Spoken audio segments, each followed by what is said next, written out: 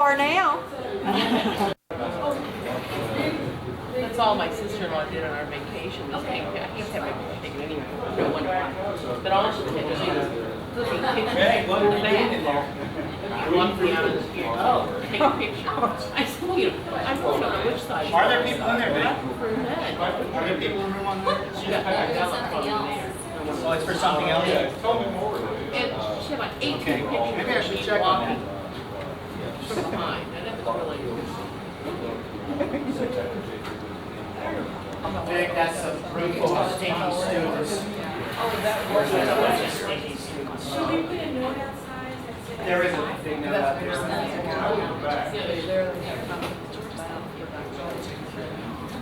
Okay. We've all three been at workshops in Putney, Vermont at Landmark College over the past several weeks, learning about learning disabilities and hopefully learning a little bit about how to deal with students with learning disabilities, although I think we've decided to not use a blanket term of learning disability, but look at a whole continuum of learning differences that start from differences which we all have and go at a continuum string to disabilities. So what I'd like to do at the outset is give you an opportunity to, for a brief period of time, simulate what it's like to have a learning disability or a profound learning difference, which will probably be a new experience for most of us. Not everyone, though, obviously. So what I want to do, the first task here has to do with how well we follow oral instructions. Now, I ran this past my wife last night. She failed miserably. She didn't listen to anything that I said. She cheated like a fiend, but I think that might be because of other things. I'm going to give you these. These are your test packets. Do not open your test packets until you are told to do so. Don't browse. Don't read ahead. Don't turn the pages until you're told to do so. Sounds familiar, doesn't it? And I didn't get a chance to run out my cover sheet that said test packet, and we enforced all of that. So you're just going to have to take that as an oral instruction. And don't read through it either, Don. See, people have ways of, you can call it cheating, you can call it learning how to learn or accommodate oneself, I guess, if you want to be kind to yourself. At this point, I'm going to call it cheating. Seriously.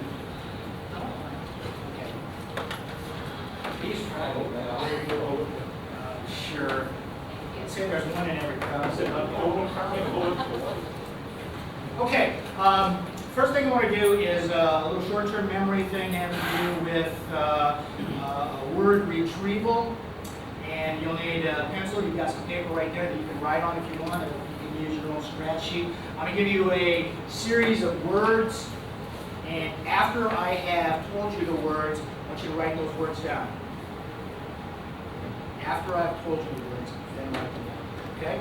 And we'll start with an easy set here. The words are dog, tree, chair. I'll write those down.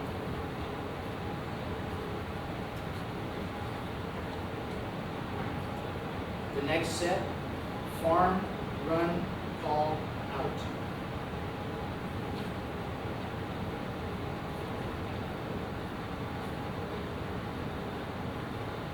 The next set, train, noun, hill, wise, stand.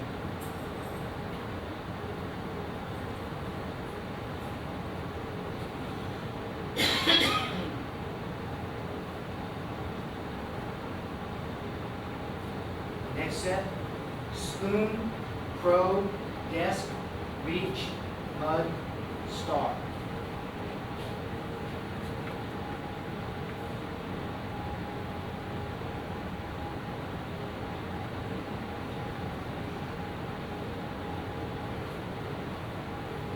Next set, corn, thin, plum, rail, mouse, tent, drain.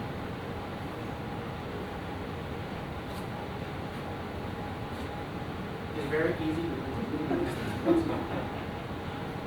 Okay, and the final set, plain, ear, gnat, grape, snow, hand, pear, paint.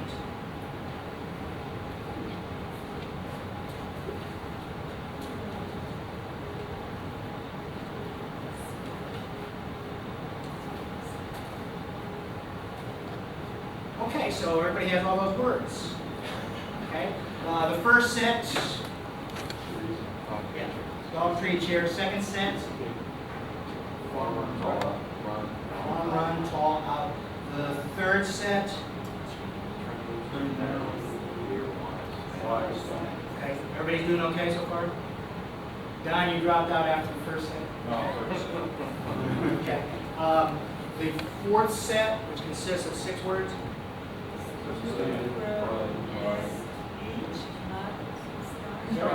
Yeah, spoon, crow, desk, reach, mud, star. This is where people usually start kind of falling out. First and last. The next set, I'll read them. Corn, thin, plum, rail, mouse, tent, train. Anybody get all of those? 4 of them? Betty, you're strangely silent. Oh, well, that's pretty good. And the final set with 8 words: plain, ear, gnat, grate, snow, hand, pear, paint. 3 of those. We missed 2. That's pretty good. That's pretty good. This demonstrates a couple of things in the way that we process information. One, the difficulty of processing information orally through hearing it. We don't have a very good memory for most of this for words that are just poured out into the ether. Some people have profound auditory memory problems. This, in some ways, illustrates the problem with the lecture method of delivery. When the method is primary lecture, a lot of words out into the ether, and depending on how much is written down, a lot of words just stay out in the ether. They don't get recreated. They're not there for memory retrieval. Some of us did actually, I think, pretty well with 6 and 7, and even 8 words. Got most of those. How did you do it, Deborah? You said you had 6 of the 8 words. I was trying to associate. So Some of them had sounds that you could, were thin and rail. Thin as a rail. That's why I missed plum, which was between them. Just trying to associate. And that's one of the keys. What she's doing, and probably if you did well in this, what you're doing is teaching yourself how to learn, or you're using skills that you've already developed that you're aware of to help you to recall things, to help you to do these tasks. Would make a difference if they're made sense, if there's some connection among them? Yeah, it does. It does. These are, and what Deborah's saying, and what usually works for this sort of memory retrieval is somehow make an association or connection between the words. Of course, if you give me a lecture, presumably some connection among them. Presumably makes some sense. But you throw in there, in a 1-minute paragraph that you deliver orally, you throw in there 4 or 5 words that somebody doesn't know really well, and then where's your train of thought?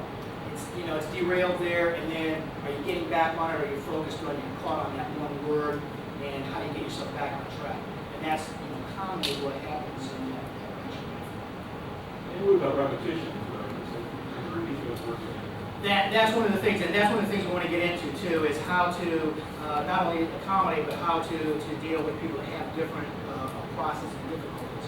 And obviously here, what we need to do is reinforce it, writing on the board, repeating, going back to the key points, those sorts of things.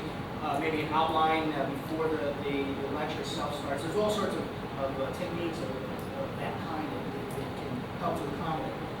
Let's do a couple more. This will be quite easy. I'll give you 2 minutes to do this. I want you to write a short paragraph describing your favorite place. So this should be quite easy.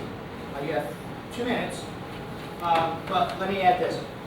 You can't use the letter T in any of the words. Okay, 2 minutes.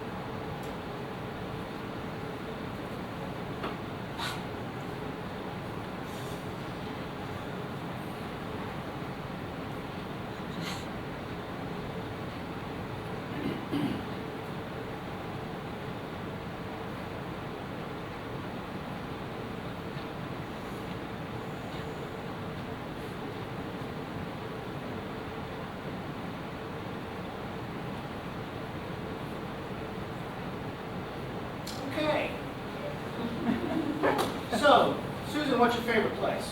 Jockey's Ridge. Jockey's Ridge. Can you describe it to us? Well, I got to Jockey's Ridge, it's in Exit, North Carolina. I wish it's saying Jockey's Ridge has drawn. She used the That's T. what you can do. I used a T where? Oh. Or no, I had NC, so it really wasn't. There's 20s, but I spelled it out. 2-0, possibly. So you're cheating also, is what you're saying, Dick, using the symbol. Go ahead, share a couple of your favorite places for fun. Go ahead. I picked the garden, I wanted to use the beach, and I kept trying to put the B in there, and I thought, we It's can't hard, have it's the hard. T, but, so I got the flowers, and more flowers, and I was gonna go with the color, again, trying to avoid that T. You want to read it back to us? Well, I just got, a special place I enjoy is my garden, flowers, and more flowers cover the ground. You said the sentence. And then that B in Yeah, there. it's a sentence. Clarence, would you want to share with us? I like my home library. I have books, a word processor, music, as far as I got. Because I was crossing all the T's. So. Yeah, it's hard to do, isn't it? Yeah. And when you have to think about the words, this is not an automatic process anymore. Right. We don't have automatic word retrieval when we're doing something like this. This is, basically that's the type of learning difference or disability that's demonstrated in this is rapid retrieval, rapid word retrieval. It's no longer an associative task. You have to think about every word. It slows us down. It makes it impossible to express some of the things we want to express, because, and especially when there's a time limit on like this. And we have students that are doing this every time we ask them to, take notes in class, to, quickly write out that ratings quiz, paragraph in response to the readings, those sorts of things. There are students out there that are struggling with that sort of thing. Okay, let's run it. What would be this particular disability if you had a certain block? This is rapid word retrieval. It has to do with memory retrieval. Most of the time, information that we learn well or that we're going to use, we've filed it someplace up here, and we know where to get it automatically. You don't have to think about every word you're going to say; they just come out. That's associative memory. It's a cognitive task when you have to think specifically about what you're doing. And that's what we're doing here. We're having to think specifically about the word that we're using, which most of the time we don't have to do. But some people have to do that for every word that they use. Yeah. Okay, let's try another one. On my signal, I'll give you 2 minutes, and I'd like you to write down what you hope to learn from this presentation. Okay, so get ready. Okay, hold your pen up, pencil up. Okay, and now put it in your non-dominant hand. You have 2 minutes. What you hope to learn from this presentation. Any letter you like.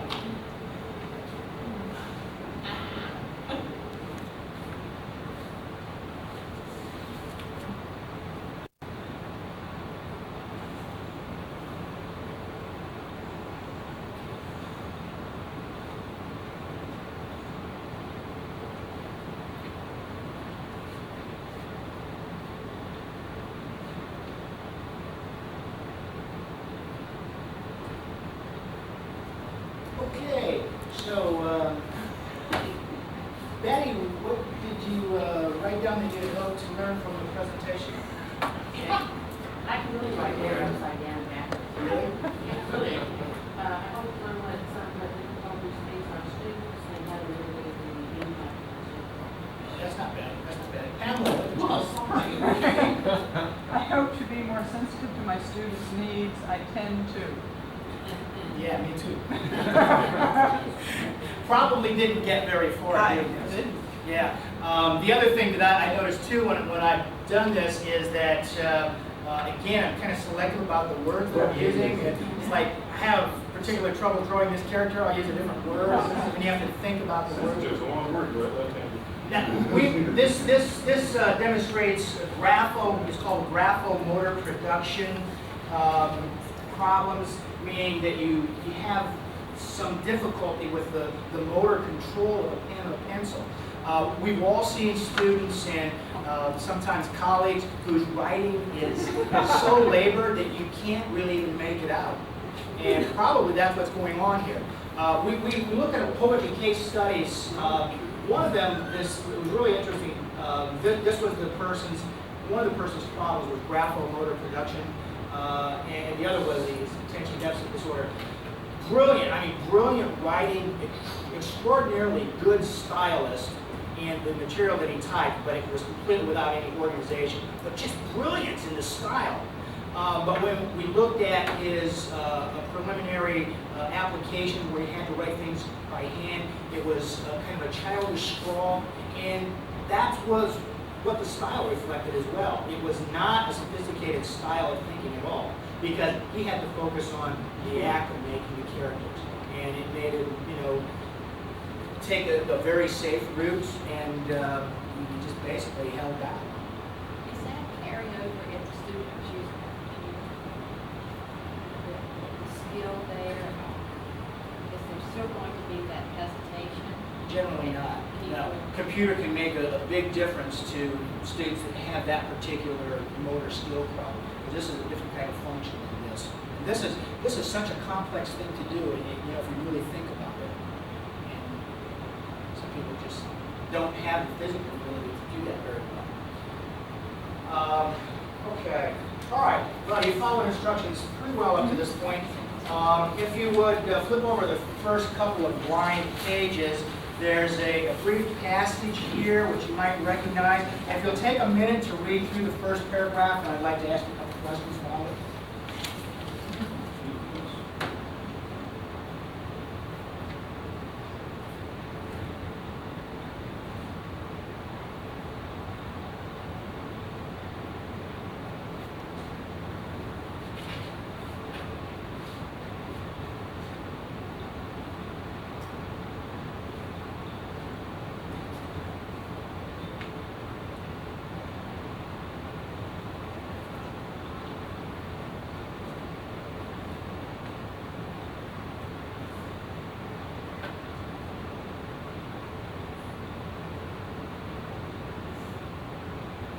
Okay, just about the first paragraph.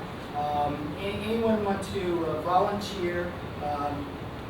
Who's doing what to whom this particular paragraph?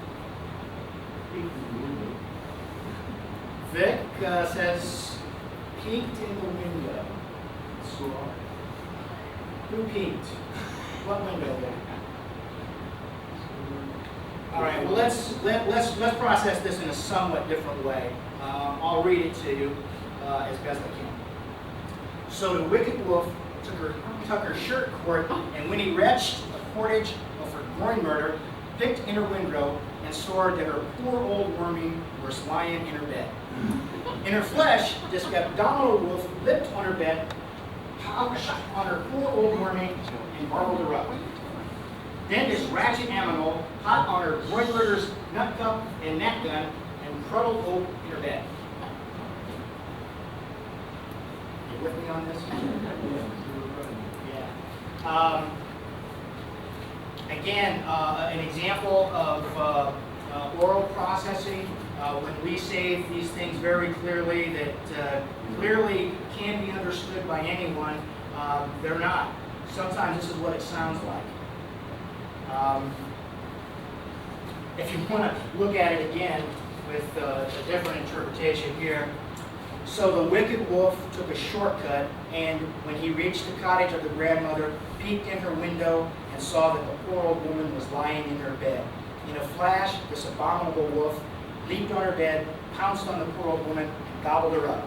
Then this wretched animal put on the grandmother's nightcap and nightgown, and he curled up in her bed. This one, if you read on to the end, we won't do this now, the last couple of paragraphs, there's a little bit of a twist in this story, and the mural is,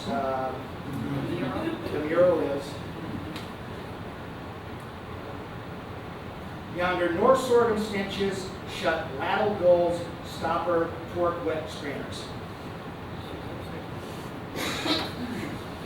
Yeah, under no circumstances should little girls stop and talk with strangers. Yeah. Imagine taking a class that is primarily oral in its content, and this is the way that you process language. So we're going to call it. one more. It's auditory processing difficulties, basically. Okay. Now, let me understand. Is this what they think, or if they think they hear? How you hear it. Or is this how they can rewrite it, or if they were taking notes? Or? Depending on the degree of difference or difficulty that you might have in processing oral language, this might be what you're hearing when you're hearing the story of Red Riding Hood. And yeah, we can, if we know what it is, if we know what the key to the puzzle is, you know, we can puzzle it out and figure it out. Is this the way they would reproduce it? Yes, yes, to some extent. You see things like this. When we have very idiosyncratic and attempted phonetic spellings, for instance, and a lot of those, that's probably what's reflected is this is what we're hearing. And so that's what that our writing reflects and what's being heard. We go about the student paper, Mr. Meter, M-I-S-T-E-R-M-E-A-D-R. Okay, so I've got on the next page, you can take a look at this, a paragraph from a primer, and I like to do what we do in first and second grade is read through this paragraph aloud. If anybody volunteers to get started. Anyone? Vic? It's the off on it. You'll want to watch probably the Vic? Are you trying to be funny? Okay, what you're looking at is simulates what a person with a relatively mild degree of dyslexia might be seeing on the page. It's hard to distinguish between spacing between words. It's hard to see these words in a straight line. And this one, I've added a little twist here. Here's a particularly difficult character to sort out, especially in text like this, because basically it's the same character. The P, B, Q, D. Someone who's mildly dyslexic might see this character flipped and inverted in any particular arrangement. Okay, so as we're looking at this, that's one of the things also that's going on is we have this particular dyslexic problem. Okay, so now we have the key to break the code here and to read it correctly as it's written, straight from the first grade primer. Okay, so that being the case, let's take another shot at it. Vic, you want to get us started on this? So you've been humiliated before? So we could be reading any of these letters.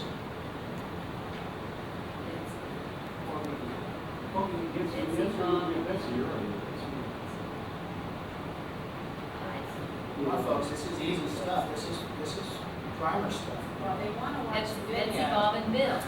All right, I'll get you Want to started. watch a Betsy, video. Bob, and Bill wanted to watch a video. Very good. Deborah, you want to take it? Uh-huh. But did they transpose words too? These are all- They put the tape in and then paused it to ask their mother, their mom, if they could make pan pie. Good. Susan, you want to take the next sentence?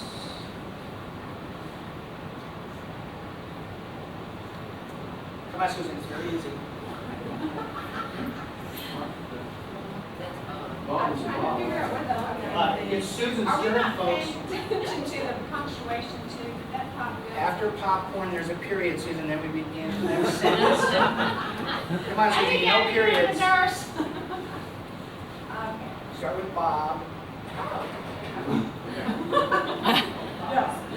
Is this funny? Bob got the pen and Bill got the popcorn. Very good. Don, do you want to take the next sentence? Not particularly. Betsy. It's Betsy. What did Is your name Don? Let's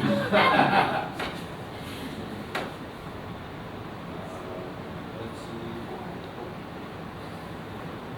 These are really low.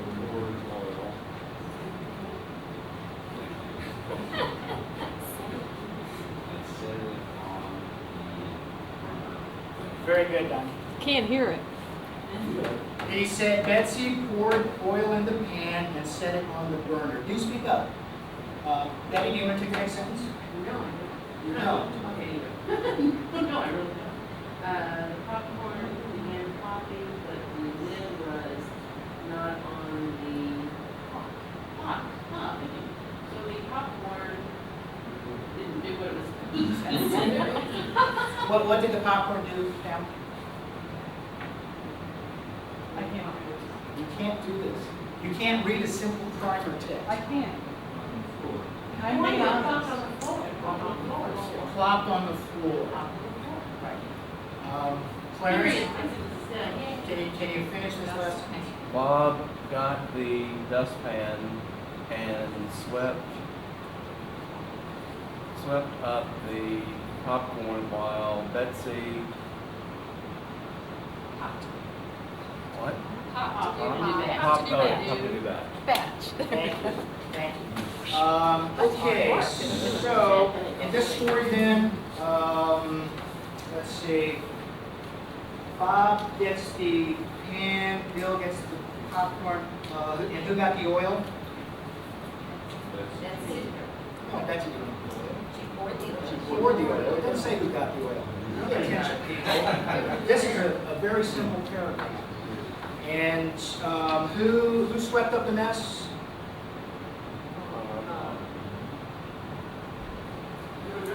Yeah, it's very difficult It to. says he swept up the popcorn. We don't have that. We don't have the details of this paragraph in memory because we're struggling with the words. So the details are lost completely. Even though it's simple. And this is typically what some of our dyslexic students might be seeing on the page when we give them those reading signs. Not much fun, is it? Yeah, and we can do this in a sort of casual way, but our students with learning differences, learning difficulties, they don't have the choice of not reading and opting out, not thinking, just illustrating. If I can make 2 points. One of the things, when I was a child, I was profoundly deaf, and they did some operations, and I was able to get my hearing back, but it's always caused difficulties. And when you were reading the words at the beginning, I kept writing words that sounded like what your words were, and I thought, oh, I thought I had done better than this. And I've had problems throughout school years because of this difficulty. And that was one of the problems I had with this. As I started to look at it and I started to panic, I thought, oh my gosh, I can't do this. And when I read, I have problems with dyslexia already. And I would have thought, oh, this would be easy. But it isn't. All of a sudden I have to look at this key and I'm going back and forth and it just threw me. And when I think about students, I mean, I try to be sensitive. If someone doesn't want to read, I don't make them read and all of that. Then I started really feeling what they must feel like. And thinking, I was watching where you were going. I thought, oh my gosh, he's going to come here. He's going to ask me, oh, I get out of this. As you've been a fairy queen or something like that. Yes, exactly. Hamlet's. This, I mean, doing this participatory thing illustrates some of the kinds of learning difficulties / learning disabilities that students have. Just an overview. There's a context, maybe a good point. I wasn't quite sure what followed the popcorn going out of the pan. She was able to, from the context, infer what's going to come next. Is there any way you can deal with context with students with dyslexia? Yeah, and that's one of the things that we all have, because we are where we are. We all have adopted learning strategies that help us to process information and help us to learn, and we've been able to do that. What I don't think we're probably as effective at is being aware of the differences that other people have in processing the information. And the fact that maybe they haven't come up with those strategies that they need to have in order to comprehend that material. Can we teach those? Or? Yeah, there are some things we can do, and that's what I think the To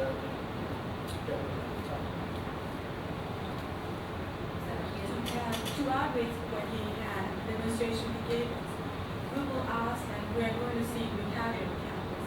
The name of the film was presented by PBS, and it's called Fact. That city. F period A period T period. And that is fear, anxiety, and attention. And that's what we all experienced as we were taking this very short sample of what a student with a disability goes through on a daily basis. And imagine what it is like to have gone through an entire school career with that sort of anxiety and that sort of tension and that sort of response from teachers. This is very easy. You know this word, it's Bob. You're not working hard enough. And what does this do to your psyche? It shows that people just like we are from different, but these people come from different walks of life, and a person just like Rick, but Rick was very kind to us. This other person was saying, well, can you think, and every time somebody wanted to pitch in, jump in and say, is your name Bob? Or whatever, and it's really fascinating. So I think that we all need to see that particular film.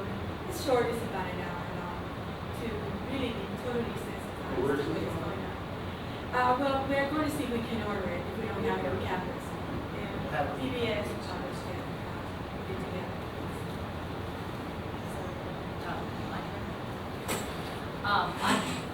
We had separately made up come up with our various ideas. This is just an outline of some of the things that that we covered during the week I was there. The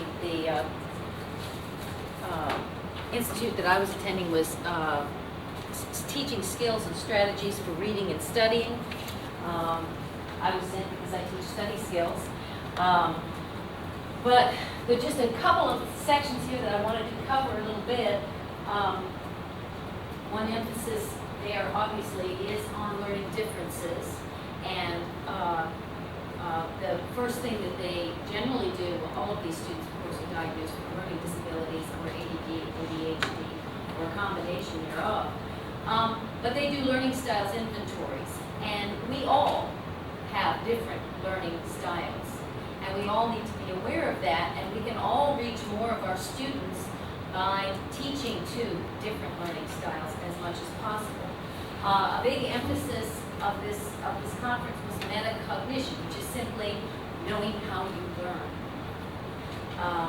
And the way they focus on this in the classroom at Landmark is that students, once they are aware of what kind of learner they are and how they best approach and retain material, they learn from their mistakes. They pay attention to where they break down in the process of learning material.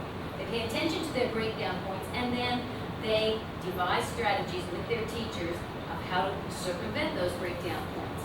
And they learn their strengths. They identify their strengths from the beginning, which is a new experience for many of these students. I have strengths as a student, you know, it's a new thing for many of them. They identify their strengths and build on them. And in the process, they take possession once again of their learning process instead of leaving it up to the teacher to deliver it to them. The process should turn them into a strong, a lifelong learner, as we've heard that phrase so many times before, but a strong student. They are constantly assessing their learning processes and generating them themselves, managing them themselves. The teachers try to negotiate a learning agenda with each student. We've all run into the student who says, I don't need this. This is easy for me, I don't need this. And the response might be, well, how do you, for instance, if I'm in study skills and I'm teaching test-taking processes or memory skills, well, how did you do on your last test in this other class? Well, maybe you could use some of this. And teachers can negotiate the learning agenda with the students, suggest strategies, and if that doesn't work, suggest other strategies. And teachers constantly utilize different learning modalities in class. Write an agenda on the board. Write as much on the board. Use visuals. And one message that was brought home to me during this week was that a visual is not a printed word. To many of us, a printed word is a visual. No, that is not a visual. A visual is a map, a diagram, a picture. And there are students who learn to take notes with pictures because that carries much more meaning for them, and they can generate it much more quickly on paper than they can generate words.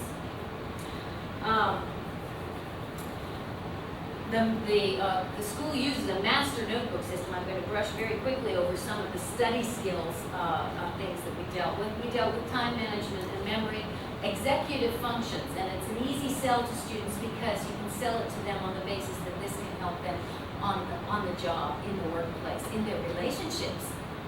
Being on time can help foster a relationship as well as a good classroom experience. And this can sometimes be very, very difficult for a student because they're having to alter patterns that they have, patterns of behavior that they have had since they were children. And it can be very, very difficult. The way to try to get them to do it is to say, try it for 4 weeks, 6 weeks. Just try it and see if it works for you. And often it can make a huge difference. Some of the strategies that are listed here, many of the strategies that we went over during this week were very familiar to me because I've been teaching for years in study skills. But the basic idea there was that they have to alter fundamental behavior patterns. The master notebook system is something that is that they are fortunate at Landmark in using across the board. Teachers that come to Landmark have a week's worth of orientation in terms, and they incorporate study skills in every class on campus. They all use the same system, which is important for their students because they need this organizational. How many of you, for instance, we're running off our syllabi to prepare for the start of classes at the end of this week. I always copy at least 5 more, and that's optimistic. Then I'll have 10 more, and I maybe wouldn't have to copy some more by the end of the semester, because there will always be students who think, you pass it out on the first day and you say, this is life's blood. Do not lose this. Staple it to your car seat or something, so that because everything's in here that you need to know. And there's always 2 or 3 who will come back to you within a few weeks, maybe, after the first exam and say, yeah, right, exactly. The master notebook system is designed to circumvent some of that. It's issued to the kids with a 3-hole punch in it, so everything they get from you can be punched and stuck in there. And of course it has pockets and stuff too. But just the basic organizational techniques that we can all use. I mean, we all have time management issues. We've all procrastinated and things like that. The critical reading was something else that I wanted to emphasize, and I'm trying to leave Alicia some time here too. Take a moment to read this. This was a poem that was handed out during my time there that illustrates the theory that I'm going to discuss in a moment.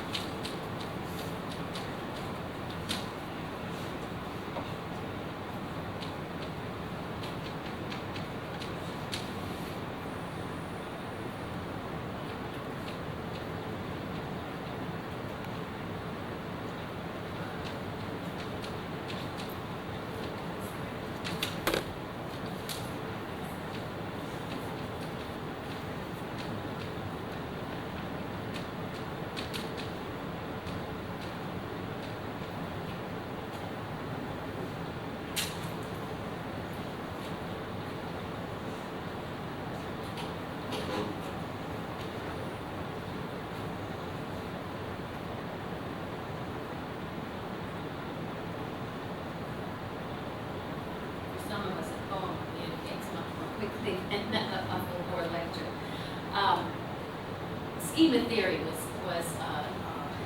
something that was emphasized during a workshop when I was there.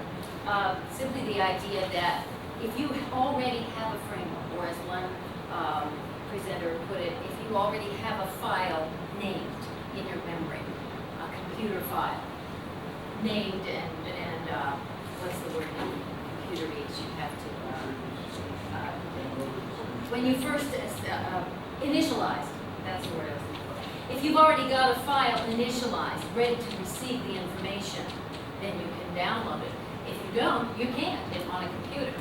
And that's what schema theory is, having a framework. Schema is simply a framework, a context in which to slot new information. If you already have some information about a subject area, it's much easier to add in and hang on to new information. Okay?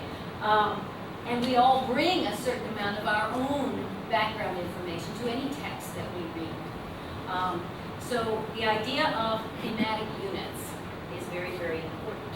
And this is something that's going to help me a great deal in teaching study skills, is utilizing thematic units. You build schema, you practice the study skills or the reading skills or the literature interpretive skills, but you're building schema at the same time so that students bring more and more background information to each reading. And it can really, it helps to motivate them a great deal, especially if you can find out a little bit from the class at the beginning all kinds of things they're interested in. But some of the students in Landmark get slammed over the head with some amazing material. They have the luxury of having students in classes that are developmentally leveled. Okay, so they know this is the level, reading level of this class or whatever. But they consistently challenge students with material above that level in order for them to have to dredge up some comprehension from context or from previous readings that they've had in that subject area. They challenge them, and this is something that I'm going to try too occasionally. But using thematic units can help to motivate students to learn more about a subject and can help hold on in terms of comprehension. In terms of active reading, which is something that, of course, that I teach in study skills, it's simply various strategies in terms of reading with a pencil in your hand. But one thing that was stressed was that highlighting and underlining is essentially passive. It's more active. Yes, you can highlight and underline, but then do margin notation in which you are having to process that text and put it in your own words. Then you're much further along in terms of comprehension, and that is much more active reading than just highlighting and underlining, to actually process the information. A few strategies listed here, but I'm going to give full questions. Thank you for the reinforcement of writing. Well, I have a little bit of time left. I'm giving you a couple of handouts. There are more to come, and my colleagues did not give me everything that we received. But I did purchase the notebook, like the one that I have on my desk, on the table right now. And that is going to be available probably at the library. I will talk with the counselors, see where they would like to have that available, because there are some wonderful articles with great teaching strategies and hints on how to deal with this kind of students. The first paper that I'm giving you is the one that shows you the Howard Gardner's theory of multiple intelligences.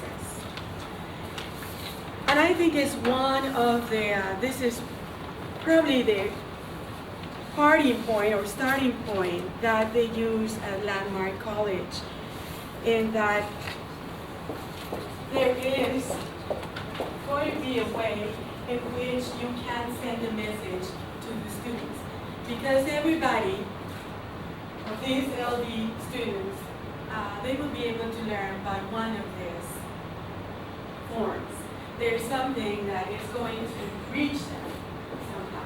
So it's nice to be aware of that, because then as teachers, we will be able to design our classes in such a way that we will be reaching our students by their learning modality. And And so I like to move, I like to sing. What they do at Landmark College is that they touch also, they're tactile. And many people, if they feel the letters, then they make that connection and it makes it easier for them to internalize the information. One of the things that they were saying is that, when you are learning a foreign language and you have already been diagnosed an LD in your original language, imagine the difficulties that you're going to encounter when you go into that second language. And so somehow the problems multiply. But then for many of these students, the problems multiply when they take biology, chemistry, physics, etc. And so that is something that we need to keep in mind as we're teaching our classes. Personally, I like to write on the board and stressing what she also said, Deborah said, that we need to write our agenda on the board. Say it, of course, verbally, orally, and write it on the board. And then when we have a references and we go and put a check mark by that item that we have covered. And then we go on to the next things. We write on the board the information, ask a few questions, do a couple of exercises, and then go and put a check mark by that other item that we have covered. We think it is logical, I mean, it follows, but not necessarily. And many students need to be shown that the principle or the concept that you were exploring is already over and you're moving on to something else. The syllabus, writing your syllabus is very, very important because and if you provide us quite a bit of information on your expectations, the due dates of the items that you expect the students to complete and so on is of great importance, especially to our LD students. But I have found out, for instance, in the foreign language, that when I teach a new concept, I put it in such a way that it will reach everybody. Those that have already taken the foreign language before and those that are just beginning. And so you must do this. For us, we think it's obvious that for sure they already know this, but one of the things that I learned at Landmark College was that never assume. Do not assume that they already know what you're talking about, because that is not the case for many of them, including those that have not been diagnosed as ill. It's just simply a natural thing. One of the handouts that I gave you gives you information on the metacognitive skills and gives you a few steps, and that information is actually good for any class, any discipline. It doesn't have to be a foreign language. The How to Study a Foreign Language Successfully is also a very nice one. It was written by a lady, her name is on the back, Christine Pavon. She gave us a class, a teaching section or segment where she used multi-sensory strategies, which I think should not be just innate of a foreign language, but also should be used in our other disciplines, where we actually have the students put their hands on that which we are presenting. And because we are bound to reach somebody when we are doing the singing, when we are doing the TPR, which is total physical response, when we use colors on the board. That also distracts the students or makes the students pay attention to certain things. Also, one of the things that occurs with LD students and those students that have been labeled as attention deficit is that they are paying attention to everything that is going on. So you have to sort of narrow the field for them and, of course, come up with some teaching strategies that will help them in this very busy world that they inhabit. So my advice to you, and I wish more, there are so many things in here, is that when you're teaching your classes, you want to be as inclusive of all these multi-sensory strategies, as many as you can muster up. Bring songs, bring music, bring the videos, the writing on the board, the handouts, the touching, the material. Have the students go over the information and so on, because that also makes a difference. And the studying skills are of mighty importance to them because we need to teach them how to study. And the student can sit down and read for 8 hours straight, and then gets away from that, and what do I do? Nothing. So we need to tell them how to, let's see how you learn. What is it that you need? For the student who has a hard time visualizing the information, maybe the listening of that very same information might do wonders for them. And that's what they also have discovered. At Landmark College, the ratio of faculty to students is about 1 faculty member to about 3 students. So they get incredibly, very personalized teaching, and that helps the students. But at the conclusion of the presentation, the workshop that I attended, we had a student panel, and it was really amazing to see these young people feeling so great about themselves, and where they were no longer a minority but the majority, because they came to a school where the next kid was just like them. And that in people's minds makes a big difference, because they felt a part of the whole thing and not outsiders.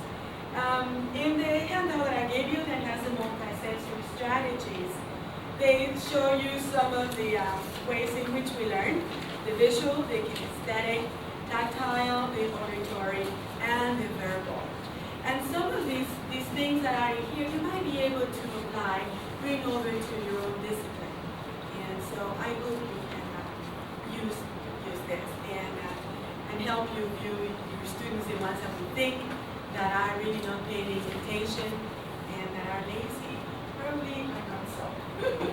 They are probably struggling. And Rick gave us some examples in which we really didn't feel as great as we think that we are, so as far as being good learners and so on. And if we can see that movie, Fat City, it will be an incredible eye-opener. We also have available a video for Landmark College that gives you a little bit of information on what the students are doing, and they take you to the different places where they are learning. Computers have been a great breakthrough for many years because they have been able to accomplish, especially those that have problems writing, right? It's been very helpful. In the class demonstration that I had on the multi-sensory segment, we were given, among other things, a song. You can also, some people learn by clapping, by saying the words and clapping them. And there is a thing that I should get later on, and I will be happy to share with you. The name of this particular 3-set record is something and tacos. And so it shows you some little tunes that you can develop or follow in repeating, like the verb conjugations and the adjective endings and all that. But anyway, repetition is super useful. So this morning you're going to sing. You already did the other part. I think this is a little bit easier than what Rick did. I'll decide that. Anyway, I like this particular song because I go over the numbers, and so as you can see, it repeats. There's some dances, go, go, and so that repeats, and after you do it. And if you have a student to be the new leader, that student will choose the number he or she wants. So if they say 20, 20, that means that you have to say cuckoo, cuckoo, cuckoo, cuckoo 20 times. So it is fun. And anyway, so there are other songs that I have that I thought you might be able to follow this one. Okay, listos? When I say it, and you repeat after me. De San Francisco vengo. De San Francisco vengo. Y les traigo esta canción. Y les traigo esta canción. Yeah. You can mouth the words, you don't have to sing. If you cannot carry a tune, that's no problem with me. Just mouth the words. Canta el cucú una vez. Cante el cucú una vez. Cantemos atención. Cantemos atención. Chiria otria. Chiria Cucú, cucú, ow. Cuckoo, ow. Okay, let's do the last one. Let's do the last one. Let's do the last one. Let's do the last one, Yogi. Okay, here we go. And we can all sing it together. De San Francisco vengo y les traigo esta canción. Canta el cucú 3 veces. Cantemos atención. Chiria otria. Cucú, cucú, cucú. Ow. Muchas gracias. Okay, thank you very much. And to close this, I would like to say one of the things that they told us about the program, and is that we need to be sensitive. We need to be able to inspire. That was the good word they have. To inspire the participants, all of those people that learn about LD, we need to inspire them so they can improve their teaching and bring in to their list, to their discipline, all the students that they can possibly do by inspiring all these other people. I also learned that there's an urgency for us to make sure that we don't let go many of our students, especially because of the population that we have at Thomas Nelson Community College. We have many students who will never consider being students at a college. And so their preparation does not equal that of the students who from day one decided they were going to be college material. And so we need to make sure that we infect those students with our enthusiasm, our energy, and bring them into the picture. Don't let a student that is quiet remain quiet. Make sure I know that there are students that always get our attention, 2, 3, 4 of them, and the rest we sort of leave by themselves. We need to make sure that we move around the classroom and try to reach as many as those kids as possible. And be prepared to work with them individually. And as we work with them, we have to make sure that we are not being patronizing, but that we are simply being helpful. And unlike what I have done today, I was told that in order to really be a good teacher, you have to be super well organized. And that definitely helps those students that are going through the pains of being LD students. They are definitely, many of them, by no means slow people. They are very gifted.